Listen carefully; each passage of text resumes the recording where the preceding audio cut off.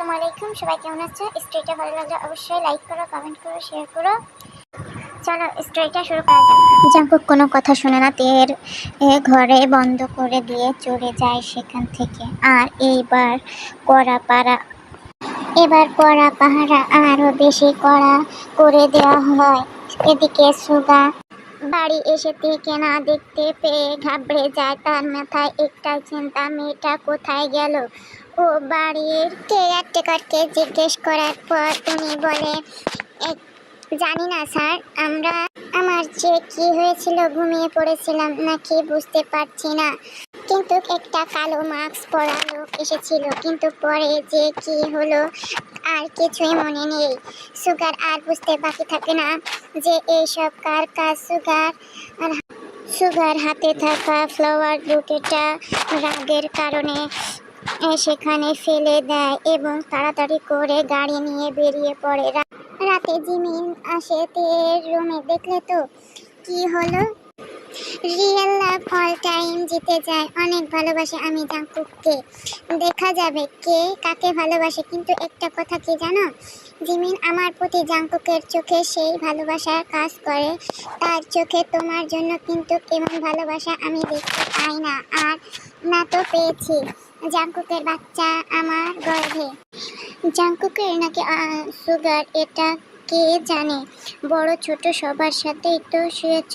আর কিছু বলে ওঠার আগেই জাঙ্কুক সেখানে চলে আসে।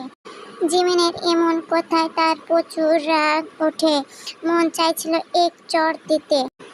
মাথা খারাপ তোমার? একটা কথা কান খুলে শুনে রাখো, আর একদিনও যদি এইসব কথা বলতে দেখি তোমাকে, সেই দিন আমার থেকে খারাপ আর কেউই হবে না।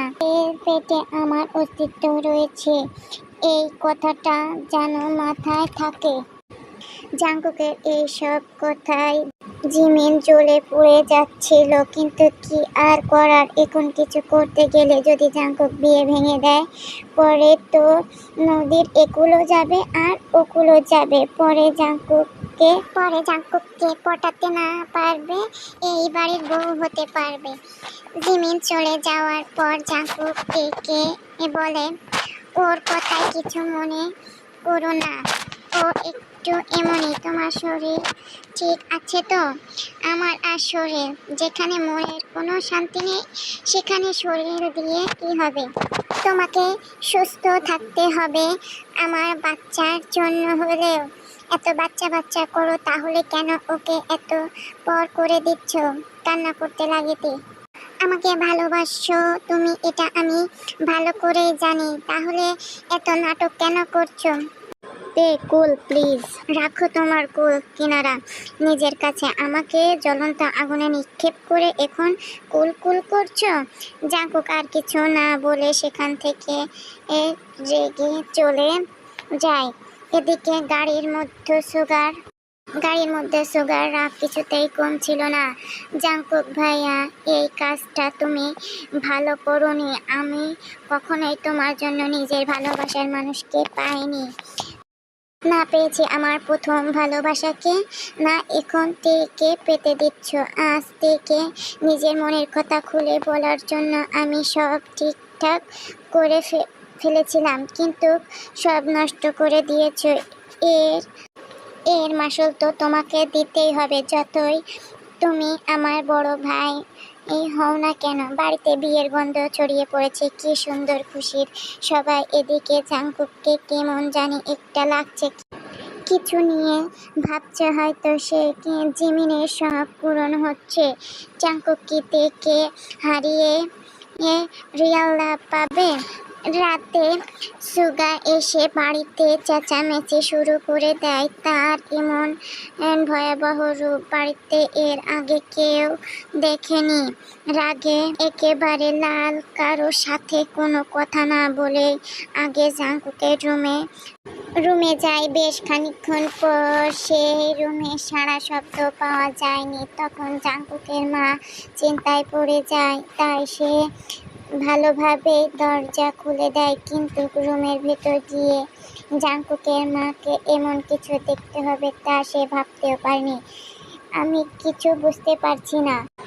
এই তো রেগে গেলি ভাইয়ের রুমে, আর এখন দুই ভাইয়ের মুখে এত হাসি।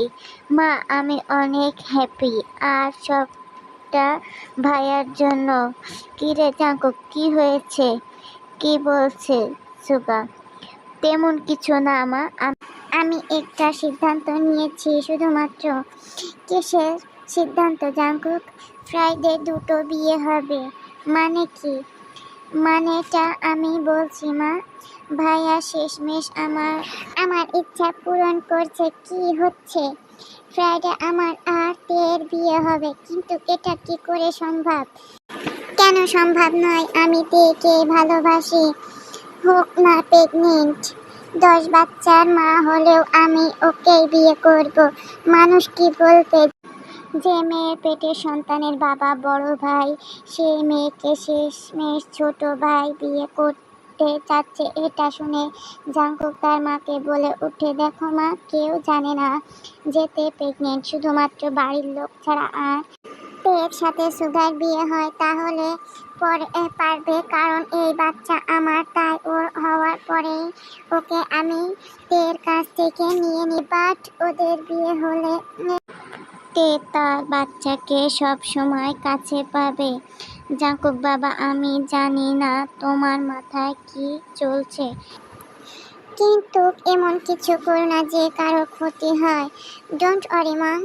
তেকে এইসব জানিয়েছ? ও কি রাজি? এখনো জানাবো। বাট সে রাজি কিনা রাজি তাতে আমার কিছু যায় আসে না। I don't care. ছেলের এমন কথায় আর কিছু বলার সাহস পাই না। জানপতিরা, আমি এত কষ্ট করে তোমাদের জন্য ভিডিও বানাই, তোমরা লাইক করো না, কমেন্ট করো না। এত কষ্ট করে ভিডিও বানানোর পরে যখন লাইক না হয়, মনে হয় না যে স্টোরিটা আর। সবাই কমেন্ট করে জানা স্টোরিটা কেমন হয়েছে।